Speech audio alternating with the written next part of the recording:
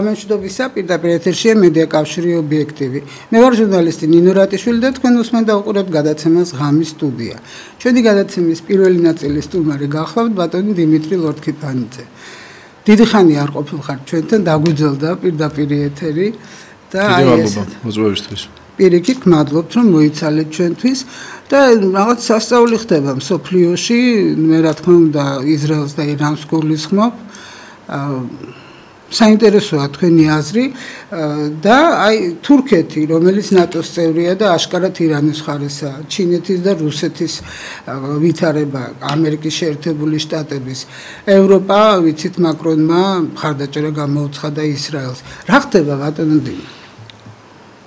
მოგესალმებით, მივესალმებით ჩვენს მაყურებელს.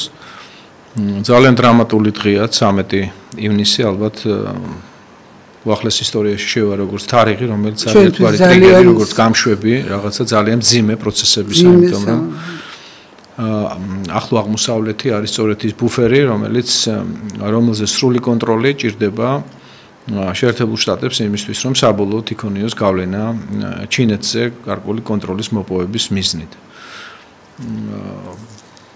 საერთაშორისო კლუბებში, საერთაშორისო მიმოხილვებში, საერთაშორისო ანალიტიკურ წრეებში ძალიან მკაფიოდ კეთდება აქცენტი იმასთან დაკავშირებით, რომ რუსეთი არ არის მთავარი გამოწვევა შეერთებული შტატებისთვის. მეტიც შეიძლება რუსეთის სიტუაციური მოკავშირეც კი გახდეს რაღაც ამ ვითარებაშიც კი, დიახ.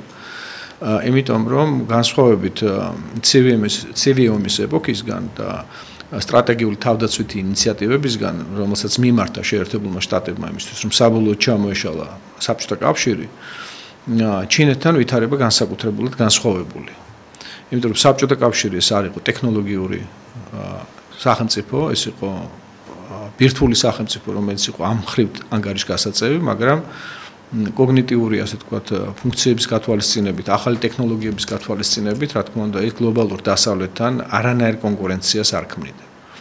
განსხვავებით ჩინეთი, რომელიც როგორც სამხედრო კომპონენტში, ისე ტექნოლოგიურ კომპონენტში არის ანგარიშგასაწევი, თან იმდენად ანგარიშგასაწევი, რომ მისი პრეტენზიები იყოს მსოფლიო პირველი ეკონომიკა, საკმაოდ პროგნოზირებადია ახლო მომავალში.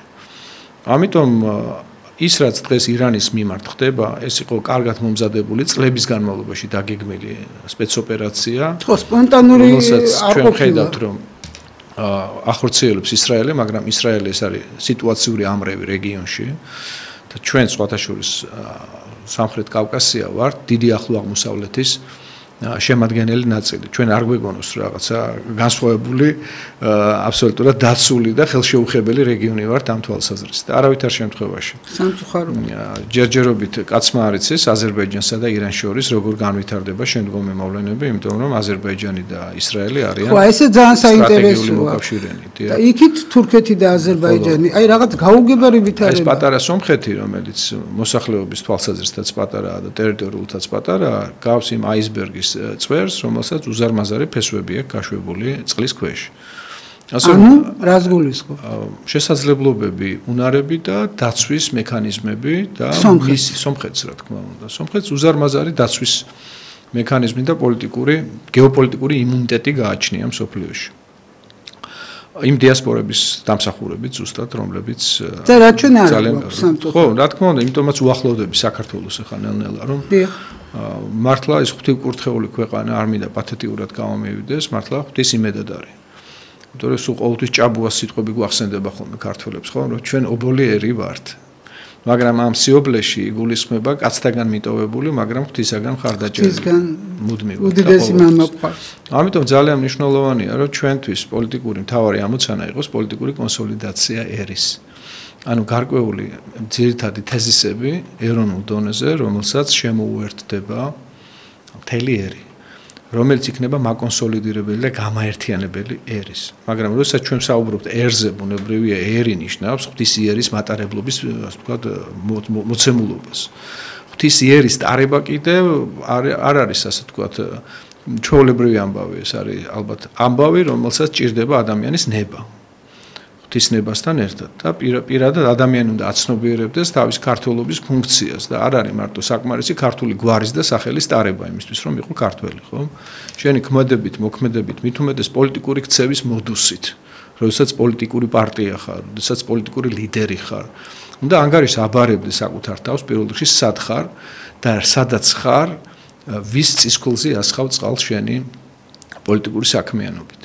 ეს ძალიან მნიშვნელოვანია ამ კითხვაზე ჩვენ მოგვიწევს პასუხისგაცემა ქართველებს, იმიტომ რომ 235 პარტია გვაქვს უკვე ამასობაში რეგისტრირებული. მაგრამ სანამ ამ თემას გავავწობთ, მოდი დაუბრუნდეთ მე მაგალითად აქ მე მინდა გითხრათ რა, შევახსენო ბატონ ირაკლი კობახიძეს, რომელმაც სხვათა შორის ამასთან დაკავშირებით გამოთქვა პრეტენზია ადრე და თქვა რომ როგორც დაფინანსების წესი უნდა შეიზღუდოს პოლიტიკური პარტიების კვალიფიციურობის თვალსაზრისით, ასევე თავად პოლიტიკური პარტიების წარმოშობის ისტორიაც უნდა შეიცვალოს პოლიტიკური პარტიებისა, პოლიტიკური გაერთიანებების შესახებ კანონიდან გამომდინარე. რა თქმა უნდა, ძნელია ხა არ დაეთანხმოა რა.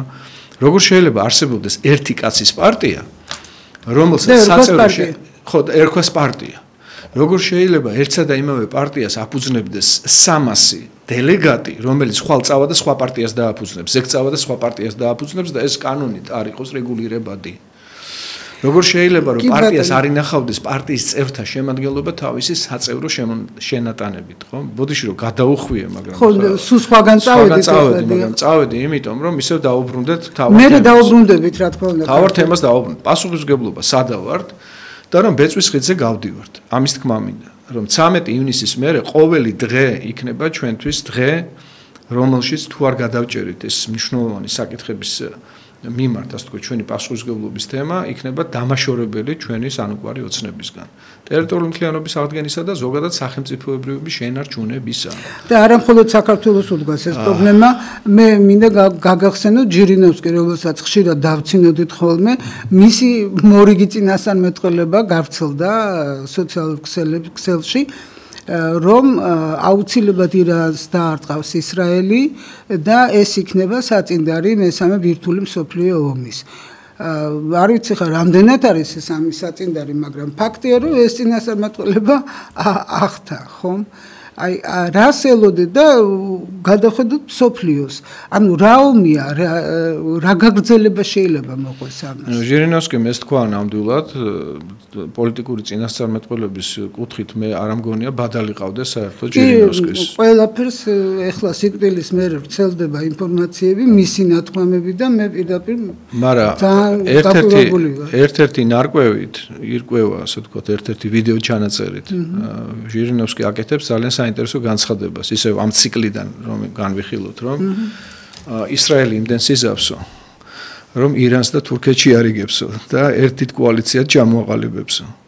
და დღევანდელ დღეს თუ ჩვენ შევხედავთ ერდოღანის განცხადებებს, ეს განცხადებები აბსოლუტურად გამოირჩევა თავისი რიტორიკით უკვე და პირდაპირ მიუთითებს ის, რომ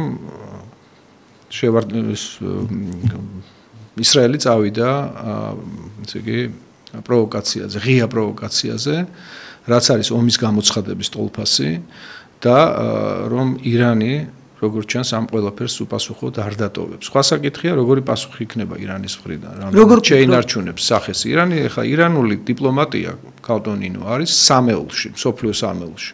შეიძლება ითქვას, აი ანგლოსაქსონური, რასაც ქვია ბრიტანული დიპლომატია, რუსული დიპლომატია და სპარსული დიპლომატია. ხო წარმოგიდგენთ რა სკოლა არის ახლა სპარსული დიპლომატიის სკოლა, ხო?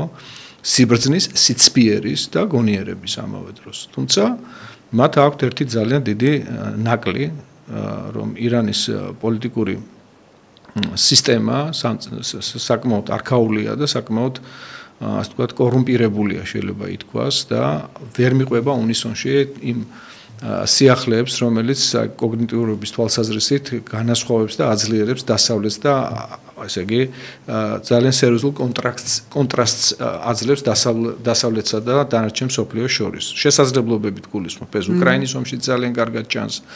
ეს ბოლო სპეცოპერაციაში ძალიან კარგად გამოჩნდა რუსეთის ტერიტორიაზე განხორციელებული, ხო? ეს პაუცინა, რასაც ერქვა, ეს ობობის ქსელი, აბლაბუდა და დაახლოებით იგივე აბლაბუდას მსგავსი სპეცოპერაცია ჩატარდა ირანის ტერიტორიაზე,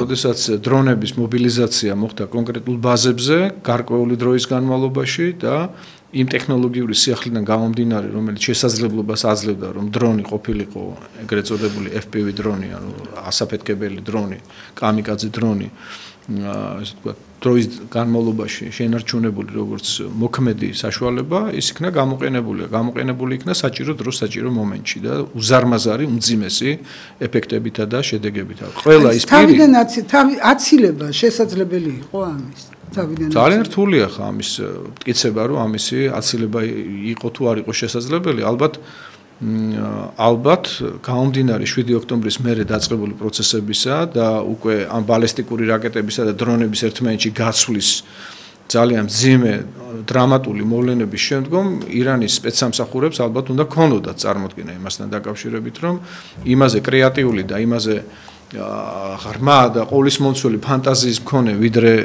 ასე ვთქვათ, ისრაელის სპეცსამსახურებს გააჩნიათ თავიანთი წარმოქმნა შესასრულებელ სპეცოპერაციებთან, ბევრ სამსახურს არ გააჩნია. ალბათ უნდა ეფიქრათ იმასთან დაკავშირებით, რომ და ალბათ უნდა მიემართათ იმ პროცესებისთვის, რომ თავი დაეცვათ, მაგრამ როგორც ჩანს, ესეც აღემატებოდა მათ შესაძლებლობებს. უნიკალური სპეცოპერაცია ჩატარდა. და ადეკვატური პასუხის გაცემაც რამდენად მოსალოდნელია ირანისგან. ირანი, როგორც ჩვენ ხედავთ, ჩავარდა აბსოლუტურად ესეთი ცაიტნოტში. ეს 100 დრონის გაშვება ეს იყო უბრალოდ რაღაც დროის მოგების პროცესში მიღებული შუალედური გადაწყვეტილება და ისინი ძალიან სერიოზულად დაფიქრდნენ თუ რა შედეგი მოყვება მათ მიერ ბალისტიკური რაკეტების გაშვებას. 3000 ბალისტიკური რაკეტა აქვთ, რომელთა ასე ვთქვათ დისტანცია, მანძილი, მოქმედების არის 1500-დან 2000 კილომეტრამდე.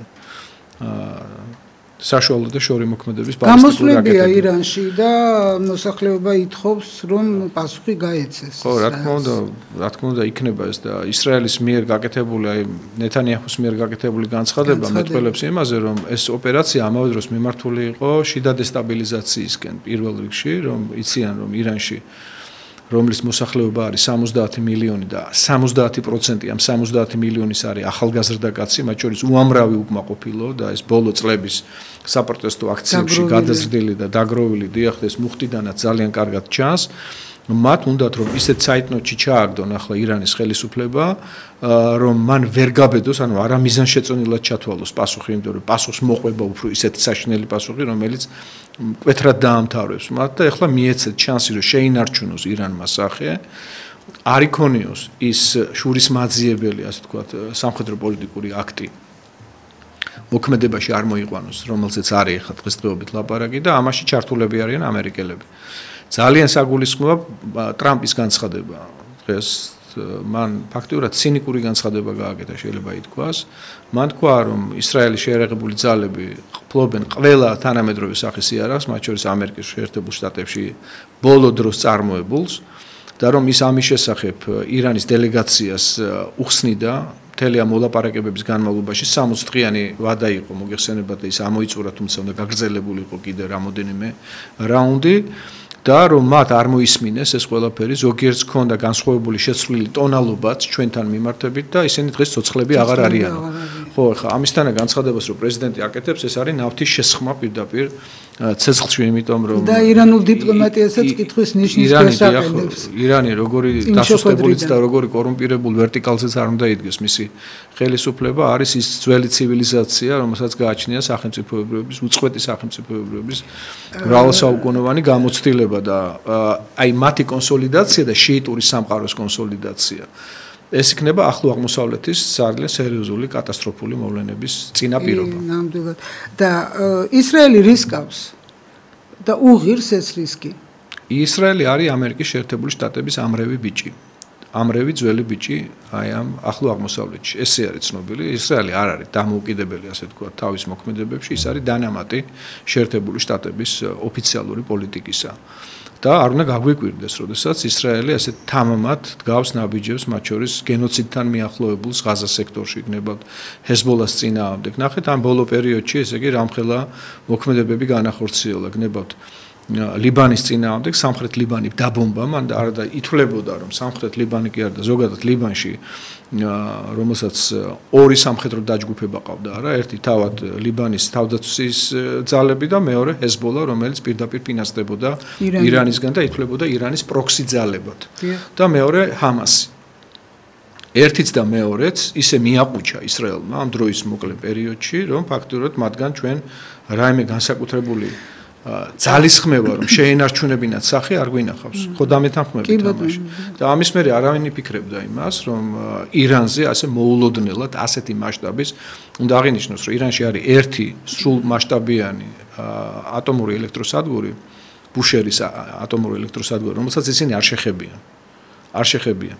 ისინი შეეხნენ ყველა იმ ბირთვული და რადიაციული კვლევის ინსტიტუტებს, სადაც მუშავდებოდა იქ მძიმე წყლის პროექტი, იქ ურანის გამდიდრების პროექტი და მუშავდებოდა ძალიან ესეთ სერიოზულად დაცულ, რომელსაც ასევე ჰაერსაწინააღმდეგო სისტემები იცავდნენ.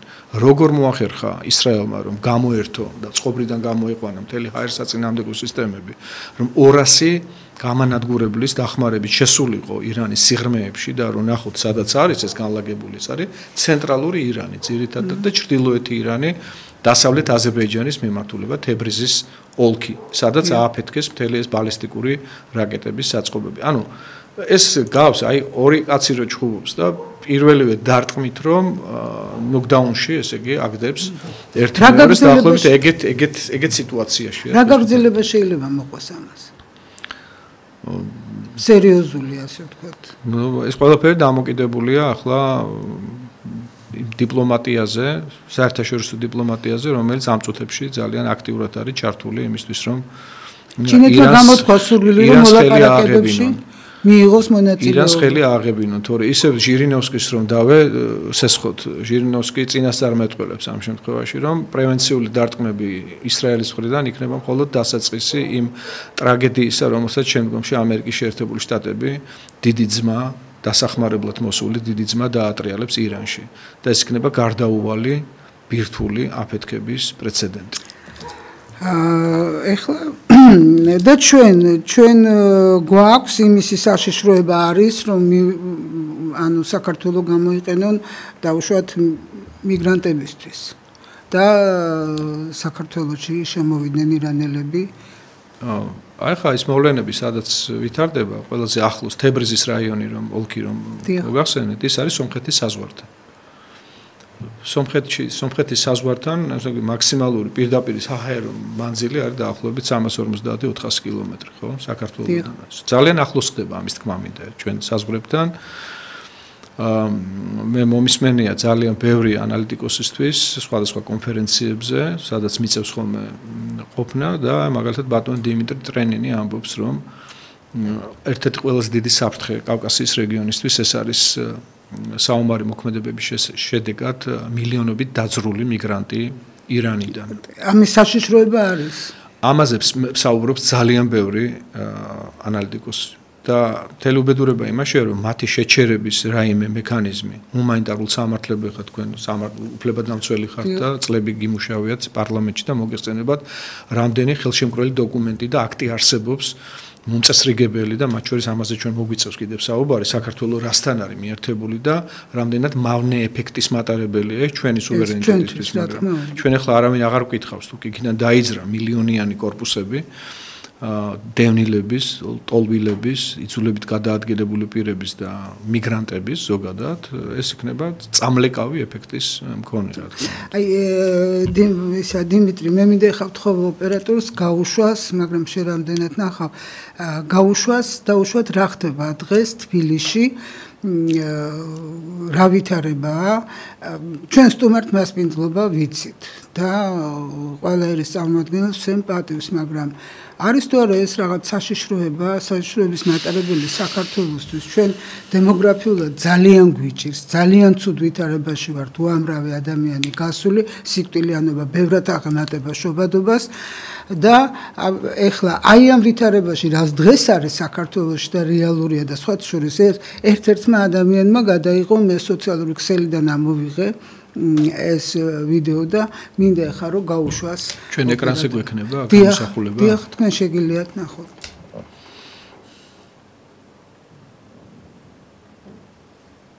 მე ვთხოვ ოპერატორს რომ გაუშვას ვიდეო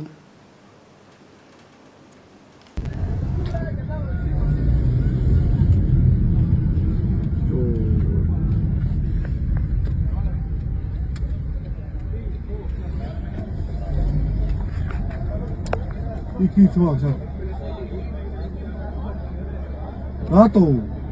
რატო? რა მორჩა გამიშვი გადადგეს. რატო? რა ხდება? One way. It's blocked there. რატო? One way. რა one way? It's one way. Only come, not go. ვინ გითხრა? Go blocked. ვინ გითხრა? მასწავლე ახლა გლოქარი ხმარა. მიგიქო ვერ არია თავის შუა. ის ჩამიკეთეს. თან არ გახვიდეო. ეხლა იქიდან მოდიანო ვარტო, აქედან წაშლაო ბლოკია.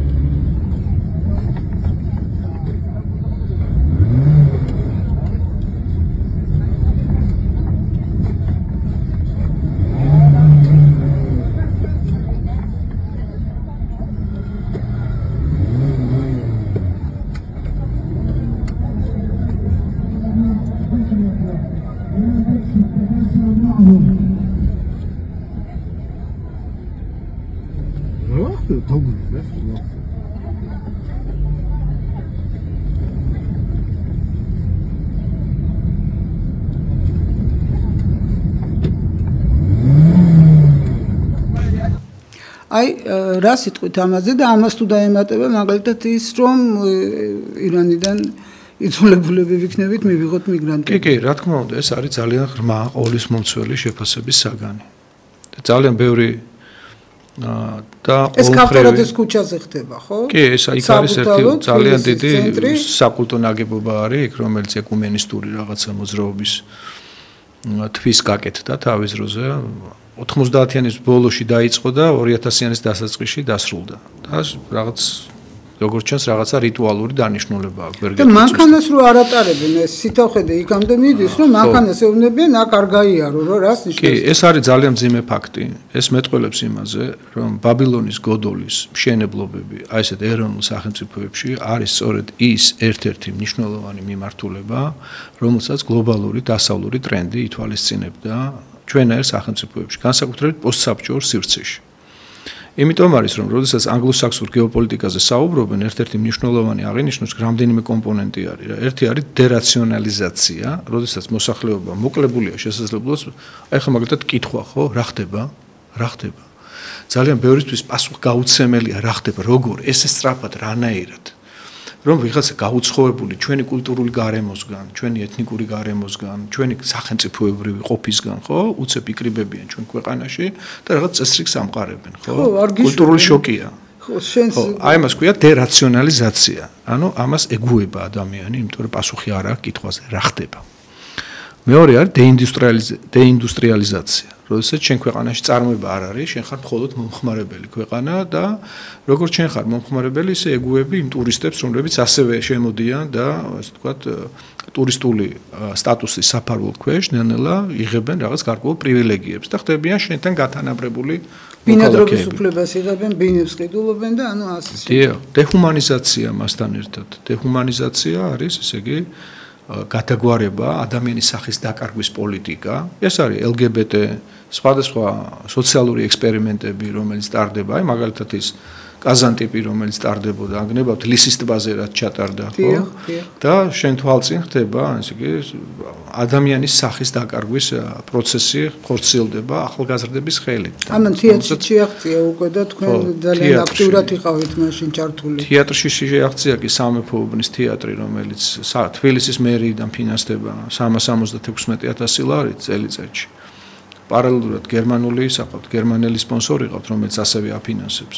იქ არის ებრაული თემის ჩართულობაც ამავე დროს, იმიტომ რომ ებრაულ თემს გააჩნია საკუთრება პარტერისა და სცენის სახით. წარმოგიდგენიათ, სცენა და პარტერი არის ებრაული კავშირის, კულისები არის მერიის უკანა კედელთან ერთად და ფასადი არის თავაძეების. და მთელ ამ ვაკხანალიაში ჩვენი მე და თქვენი ფულით ფინანსდება ყველა.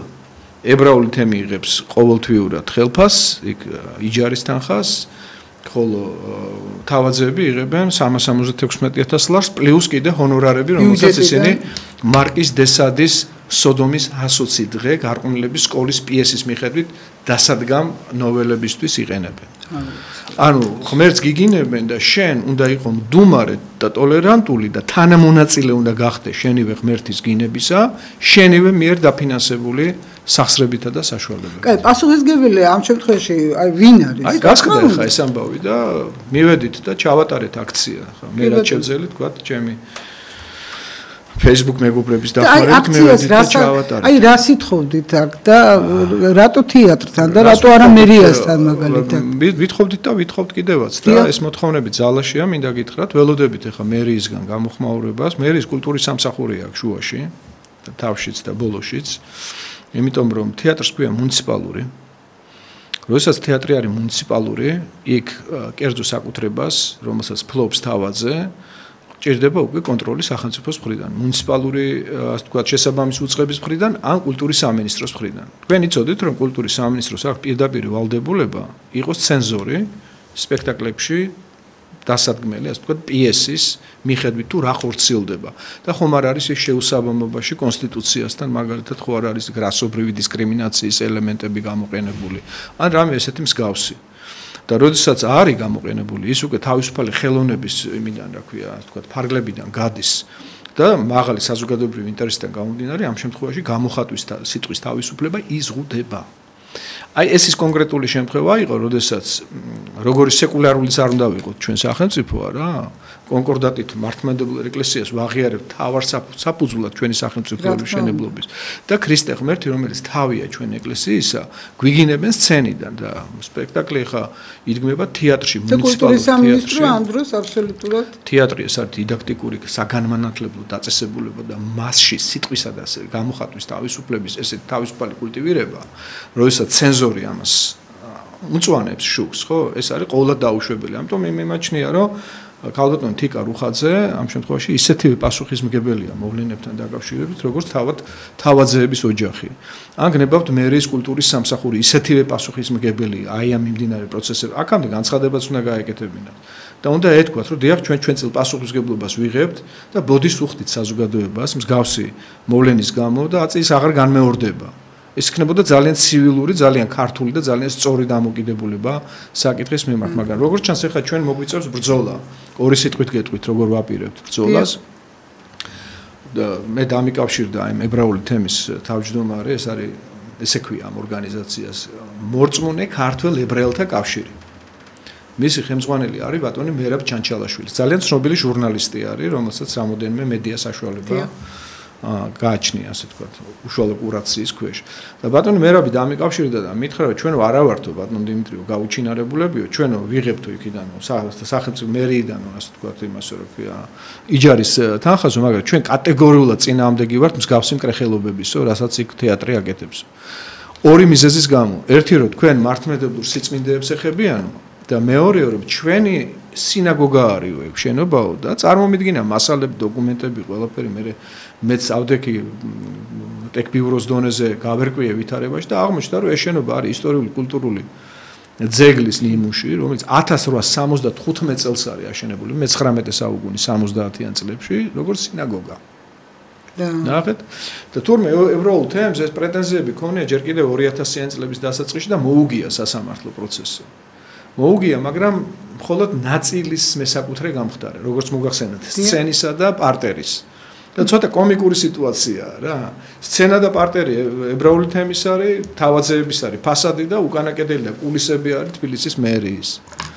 და მე და თქვენ კიდე ვაფინანსებთ მთელ ამ ვაკხანალიას. ჩვენი ფული ბიუჯეტის. ეს უნდა დასრულდეს თბილისის მერიას აუცილებლად მოვთხოვთ ჩვენ პასუხს და თუ პასუხს არ დაგვებრუნებს როგორც წესი და რეგია ადმინისტრაციული ვადის განმავლობაში მე გავუსაჩივროთ სასამართლოში და ამ სასამართლოს გავასაჯაროვებთ ბუნებრივია და ეს საჯაროდ საზოგადოებამ ნახოს რა განიხილება ვინ არის მოსარჩელე და რა კონკრეტული ასე ვთქვათ საკითხები დადგება დღის წესრიგში. ხო, ეს რაც შეეხება, ესე იგი, აი ამ მულტიკულტურალიზმის თემატიკას, ხო, გადახვევა გავაკეთეთ ამ ჩვენ ამ თემიდან. მთავარი და ძირითადი პრობლემები, როგორც მოგახსენეთ, ანგლოსაქსური გეოპოლიტიკური პუნქტები, რომელთაც ჩვენ უნდა შეგვიცვალონ. სისხლი, პლაზმა, დამოკიდებულება, ცნობიერება და ნელ-ნელა უნდა გვაქციონ, ესე იგი, მსოფლიო მოქალაქეებად. და უნდა დაგვაკარგინონ იდენტობა ჩვენ ეროვნული ასე ვთქვათ საწყისისადმი ხო რომ ჩვენ ვართ ქართველები. ერთი რამ მინდა ვთქვა რომ საერთოდ ესეთი დამოკიდებულება აქვს არა მხოლოდ ჩვენს მიმართ ქართველების მიმართ არამედ ნებისმიერი ერის მიმართ მათთვის ეროვნება სამშობლო ხო არის ძალიან მიუღებელი და ამიტომ ეს სოფლიო მოქალაქე რაღაცა ცხოველის დონეზე გადაქცეული სოფლიო მოქალაქე თან წარმოიდგინეთ ახლა 5000-მდე ენაა ხო სოფლიოში რა ამბობენ რომ მინიმუმ 3000 მაგრამ ზოგადად 5000-ზე არის საუბარი. აქედან 14 დამწერლობაა მარტო და ამ დამწერლობის მფლობელები ვართ და ამ დამწერლობაში 3 პლასტი გვაქვს კიდე ჩაშლილი. 2000 წლოვანი ქრისტიანული კულტურა გვაქვს, მასზე დაშენებული ერი ვართ და დღემდე მოვახციეთ და უცებ ესე იგი რაღაც ბაბილონის გოდოლს გვიშენებს ვიღაცა, ეგეთი რაღაც გამორიცხული. ეხლა მოვა საზოგადოება ფორმაში ასე ვთქვათ, გაერკვევა აუცილებლად საზოგადოებამ ყველაფერში. მე ჩემი მხრიდან დავძენ არის მთელი რიგი საკვანძო აქტები, რომელთაც ჩვენ ევროკავშირთან გვაქვს სწორედ აი ეს მავნე საკანონმდებლო პრაქტიკა. ეს მაგის ბრალია. დიახ. კი ახლა ვიღაცა ჩამithulis ამას, რომ აი ისევ ევროკავშირის წინააღმდეგ და რაღაც. ხო, ეგრე უნდა ვაღიაროთ, რომ რეადმისიის ხელშეკრულება ევროკავშირთან, რომელიც ჩვენი ბიუჯეტის ხარჯზე ვავალდებულებს ევროკავშირიდან დავაბრუნოთ ის პირები, რომლებმაც თავის დროზე მესამე მსოფლიოს ქვეყნებიდან გადაკვეთეს საქართველოს ტერიტორიის გავლით საზღვარი და აღმოჩნდნენ ევროპაში. ჩვენ გვავალდებულებს, რომ ჩვენი ბიუჯეტის ხარჯზე ისინი დავაბრუნოთ უკან, დავაბინაოთ საერთო საცხოვრებლებში და დავიწყოთ წარმოება ხომ არ არის რაიმე შეუსაბამობა ამ პიროვნებასა და იმის წარმოშობის ქვეყანასთან შორის ისეთი რომ მისი უკან დაბრუნება გამოიწვევს მისი ფიზიკური განადგურების საფრთხეს. ხო და აი რატო? ეგ ვალდებულება გაქვს, ესე იგი უნდა ჩააცვა, აჭამო, მცირედი ჯამაგირიც უნდა გამოუყო, თუ საჭიროა სამუშაოს უფლებაც უნდა მიცე. და თუ ესე იგი დააკმაყოფილა ესე იგი ყველა ეს პარამეტრი მე ოჯახის გაერთიანების მიზნით ბინადრობაც უნდა მიცე და ოჯახიც უნდა შემოერთო. პასუხისმგებელი აქ არის ხელისუფლება ალბათ დამეთანხმებით. ორი აზრი არ არის რა თქმა უნდა. და აი ეს მე მაგალითად ხელისუფლებას манипуляტორებს ვუწოდებ, იმიტომ რომ ხელისუფლების წარმომადგენლები მშვენივრად манипуლირებას ახდენენ. აი ნაცები ნიკა გვარამია დააკავეს დღეს. რისი თქმა მინდა იცი და სერიოზული თემები, სერიოზული პრობლემები რჩება ამ ყველაფრის ჩვენ 24 საათი უყურებთ ამ ძიძგილაობას. ეხლა ჩემი დამოკიდებულება იმ რეჟიმის მიმართ თქვენ ძალიან კარგად იცით რა, აბსოლუტურად მიუღებელი და აბსოლუტურად ნეგატიური. და მაგრამ რაღაცა პრობლემებზე საუბარი აღარ ხდება, ყველაფერი იმალება ძიმა. აი ეს არის ძალიან საშიში. და რატო იმალება, იცით? იმიტომ რომ 235 პარტია რო გვყავს ჩვენ და საქმეზე რომ მიდგება და აქციებში მათი კონსოლიდაცია და მათი სახე არ ჩანს საერთოდ. ეხლა გაგახსენებთ რა, რაღაცა ამას შევეხეთ. 2018 წელი ხო გახსოვთ კარგად? კი ბატონო. 10 დეკემბერი ხო გახსოვთ? რა დღე იყო იცით 10 დეკემბერი? თქვენც მახსოვხართ მაშინ აქციაში იღებდით მონაწილეობას, ემზარი იყო კვიციანი, მახსოვს მოსული და ესე იგი იუსტიციის სახლთან ჩვენ ვაპროტესტებდით იმ ერთკვირიან შავ ხვრელს, რომელთაც შესაძლებელი იყო მიწის რეგისტრაცია. და გადავკეტეთ და ერთი კვირის განმავლობაში არ ვაძლევდით შესაძლებლობას არავის რომ შესულიყო და რეგისტრაცია გაეკეთებინა. მე იქიდან დავასრულეთ აქცია და წამოვედით პარლამენტში და აი მიგრაციის მარაკეშის პაქტი გავა პროტესტეთ. ჯონდი ბაღათურია იყო იქ, მეგახთით, ლევან ჩაჩუა იყო, გურამ ფალამაძიშვილი თავის შვილთან, სოფო სოხაძე იყო იქ და იყვნენ კიდე ადამიანები, მაგრამ რასაც ქვია რომ პოლიტიკური პარტიების გაერთიანება და კონსოლიდაცია მომხდარიყო, აი ამ უმნიშვნელოვანესი საკითხის აღსაკვეთად წარმოიდგინეთ რა ხდებოდა, ხო? ესე იგი, საქართველოს ხელი მოაწერა გაეროს გამწესრიგებელ დოკუმენტს, რომლითაც პოლიტიკური პასუხისმგებლობა აიღო მიგრანტების შემოყვანაზე საქართველოში. კახა სიხარულიძე იყო ესეთი საგანგებო მნიშვნელობის ელჩი თუ საგანგებო ელჩი, რომელმაც ხელი მოაწერა მარაკეშში 2018 წელს. და რომ მოვითხოვეთ ამ დოკუმენტის გასაჯაროება, აღმოჩნდა რომ მხოლოდ ინგლისურ ენაზე იყო. ჩვენი კონსტიტუციით სამართალწარმოების ენა ქართულია. დავრეკეთ საგარეო უწყებაში აღმოჩნდა რომ ხო არა გვაქვს ნათარგმნია. წარმოიდგინეთ. მე აღმოჩნდა რომ ამ მარაკეშის პაქტს ევროკავშირმა დაუკავშირა კიდე გრანტები, რომლითაც მედიას უნდა გაეჩინა ემპათია საზოგადოებაში მიგრანტების მიმართ. ესე იგი ყოფილა და ორკესტრირებული სათანადო დონეზე, ყველა დონეზე ყოფილა ხო, მაგრამ 2018 წელს ეს კაბალა დასავლური კაბალას ვერც ქართული ოცნება ვერ გადაურჩებოდა. ეხლა ჩვენ მაგის ილუზია არ აქვს და ნებისმიერი ხელისუფლება, რომელიც სამართალ მემკვიდრე იქნებოდა იმისი, რა ქვია, ნაციონალური მოძრაობის 2012 წლის 1 ოქტომბრიდან, რა თქმა უნდა, ეს აღმოჩნდებოდა დასავლური გავლენების ქვეშ, მაგრამ დღეს რატო არ ადგას? აი ნახეთ, მაგას ვამბობ, ზუსტად დღეს ჩვენ გვაქვს უნიკალური შანსი, რომ ეს კაბალა, ეს უღელი გადავიგდოთ კისრიდან. და დღეს გადაურჩება ქართული ოცნება, ჩვენი ხელისუფლება. ხალხი უნდა გადავრჩეთ, კაცო, ერი უნდა გადავრჩეთ, ქართული ოცნება კი არა. ესე იგი ნაციონალური მოძრაობის სამართალ მემკვიდრეებს ვერ გადაურჩებოდნენ 2018 წელს და 2025 წელს გადაურჩება? ეხლა უნდა გადაურჩეს, იმიტომ რომ ეხლა ჩვენ ხედავთ, რომ მაგალითად გამოდის პაპუაშვილი და პირდაპირ ადანაშაულებს ბრიტანეთს იმაში, რომ ადგილობრივი თვითმმართველობის არჩევნებში უნდა ჩარეულიყო ბრიტანეთი და ამისთვის კოლოსალურ თანხებს ესე იგი მაგრამ 2018 წელსაც რო გამოსულიყო მაშინდელი პარლამენტის თავმჯდომარე მაშინ გეოპოლიტიკური ვითარება არ იყო მომწიფებული ისე და იმგვარად რომ მცირე ერებს შეძლებოდა თავისი სუვერენიტეტისთვის ებრძოლათ როგორც ჩანს 2022 წლის თებერვლიდან ქალბატონო ნინო როდესაც დაიწყო უკრაინის სპეცოპერაცია და რუსეთის მიერ წარმოებული ასე ვთქვათ სამხედრო პოლიტიკური პროცესი, რომელსაც ეწინააღმდეგებოდა უპირისპირდება ნატოს წევრი სახელმწიფოების გარდა, სულ ჯამში 56 სახელმწიფოს ნაერთი ბიუჯეტი და რომ რუსეთის ისტორიაში საერთოდ, უახლეს ისტორიაში კი არა, რუსეთის არსებობის ისტორიაში არ ყოფილა შემთხვევა, რომ რუსეთს ვინმე მაინც არ ყოლოდა მოკავშირე გლობალური ომისა და დაპირისპირების პროცესში. ეს აღმოჩნდა უკვე სიტუაცია, ხა ის აღმოჩნდა სიტუაციაში, როცა საერთოდ არ ყავს მოკავშირე. საერთოდ და რეალურად 56 ქვეყანა უპირისპირდება თავისი ყველანაირი შესაძლებლობით და აი ამ დაპირისპირებამ და სამწლიანმა ომმა ჩვენთვის გააჩინა, გახსნა შესაძლებლობის ფანჯარა, რომ ვიბრძოლოთ ჩვენი სუვერენიტეტისთვის. 2018-ში ეს შესაძლებლობა არ იყო. ეს შესაძლებლობა აღმოჩნდა მხოლოდ 2022 წლიდან დღემდე პერიოდში და დღეს გვაქვს უნიკალური შანსი მაგის.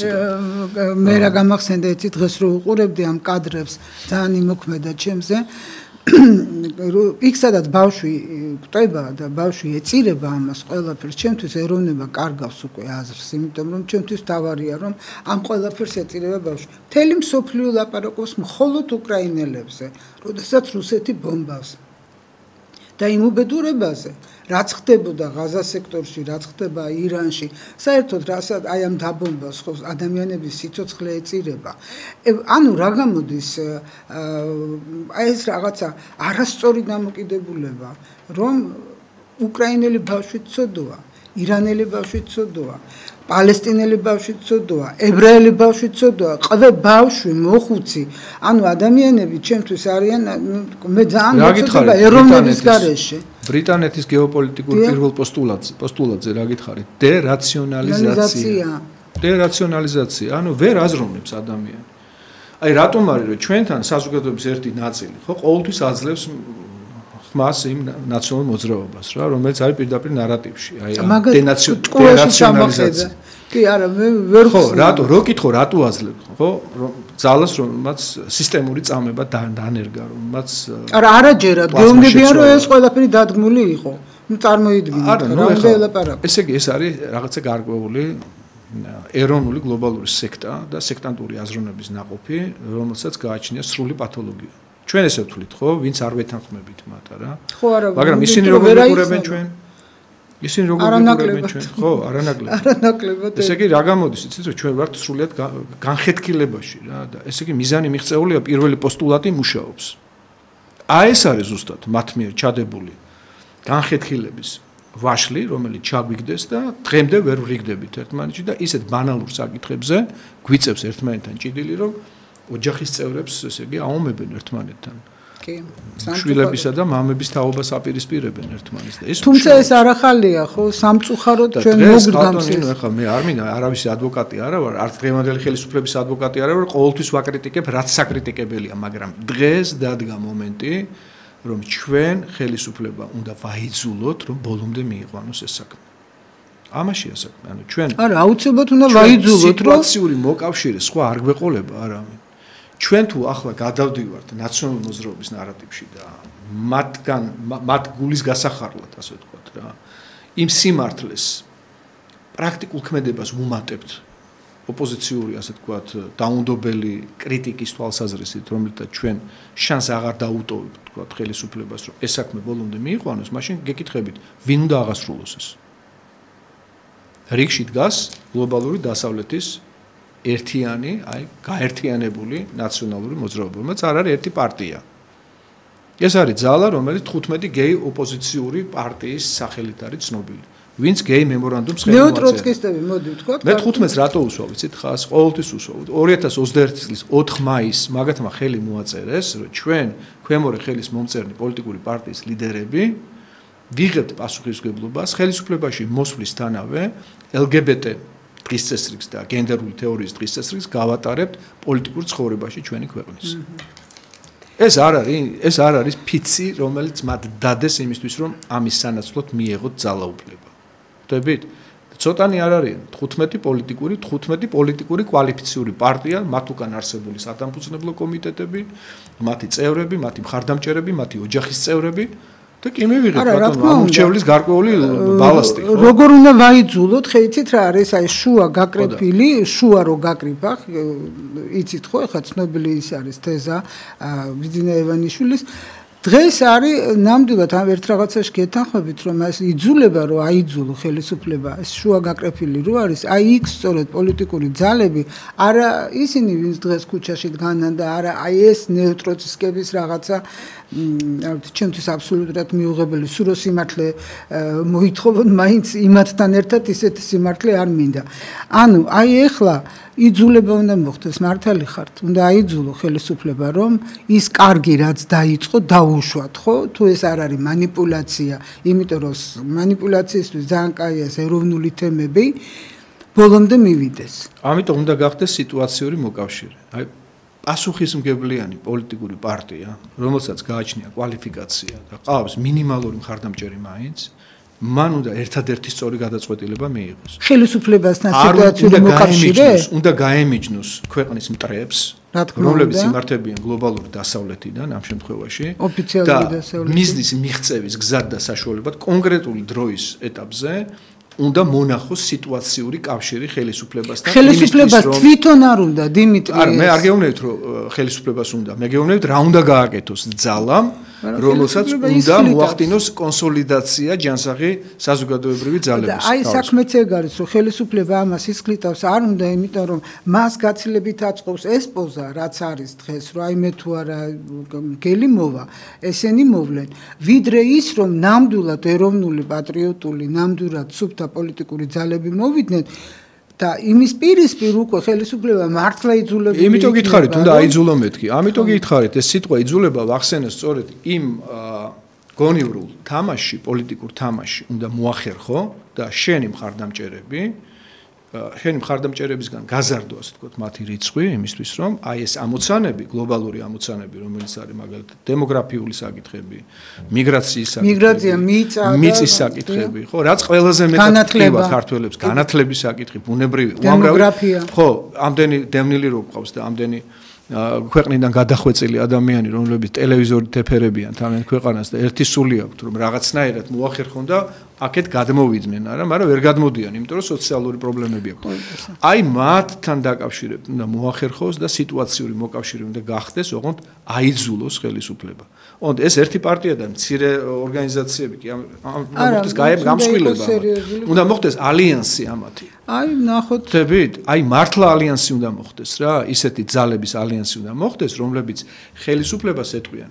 ჩვენ გვაქვს ძალა, გამოცდილება და ამავე დროს ჩვენ თანადროული ხედვა, ანუ ერთობლივი ხედვა იმისა, იმიტომ რომ თქვენი რიტორიკა ამაზე მეტყველებს. ბატონი პაპუაშვილის რიტორიკა ამაზე მეტყველებს, ბატონი კობახიძის რიტორიკა ამაზე მეტყველებს, ხო? თუ ისინი манипуლირებენ თემებით, მაგრამ სინამდვილეში სხვა განზრახვა აქვთ, აი სწორედ ჩვენი პოლიტიკური თამაშის, სწორი თამაშის გონივრულობაც ამაში უნდა გამოიხატოს, რომ შენ მოახდინო მათთან სიტუაციური მოკავშირეობა. დიდი მადლობა. რომ მიხვიდე მიზნამდე. რომ მივიდეთ მიზნამდე. ძალიან დიდი მადლობა საინტერესო საუბრისთვის, როგორც ყოველთვის სამწუხაროდ ჩვენი დრო ამოიწურა და იმედია ხშირად გვესტუმრებით ხოლმე, იმიტომ რომ აი ეს არეული ვითარება ნამდვილად იძულებელს ხდის ვიმსჯელოთ. რა იქნება დღეს, რა იყო გუშინ, რა იქნება დღეს და რა იქნება ხვალ. დიდი მადლობა. დიდი მადლობა თქვენ. მე ცოტა ხანში რეკლამის შემდეგ დაბრუნდები ეთერში.